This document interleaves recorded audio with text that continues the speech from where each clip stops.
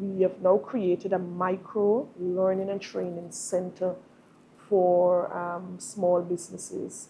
That center is going to ensure that we just don't buy and sell, but it's a center that's going to ensure that we focus on marketing. So we're going to do a lot of training on marketing, a lot of training on entrepreneurship, a lot of training on financial literacy, branding, packaging, focus heavily on agro-processing because we're targeting women, particularly women in agriculture. So, ensuring that small businesses get the attention that they need. So the centers are the place where it's being furnished. We are working with stakeholders who are assisting us for that.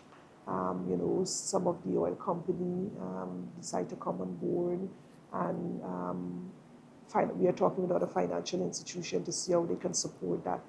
But we are open maybe by the end of July that we're going to do a launch so that we can let women know. And this is a space I want persons to know. It's not just for small businesses that are members of the chamber, small businesses.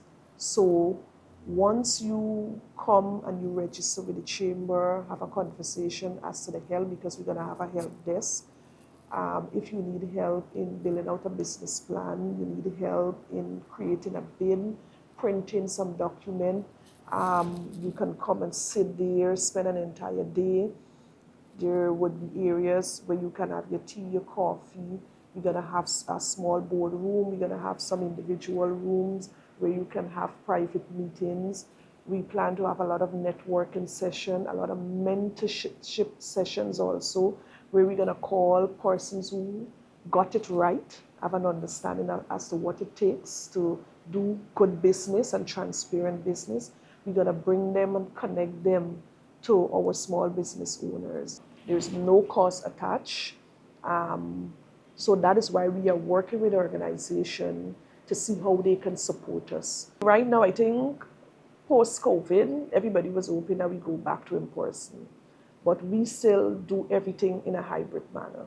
So sometimes even our council meeting, which is held every month, executive management committee, which is held every month, councillors might be traveling, exec might be traveling. There's a virtual platform for them, and we're going to do the same because some of the things that we are looking for is donation of screens. So if any company want to support us in that way, we can do that. So the women can be in Region 1, Region 9, and join a session on entrepreneurship.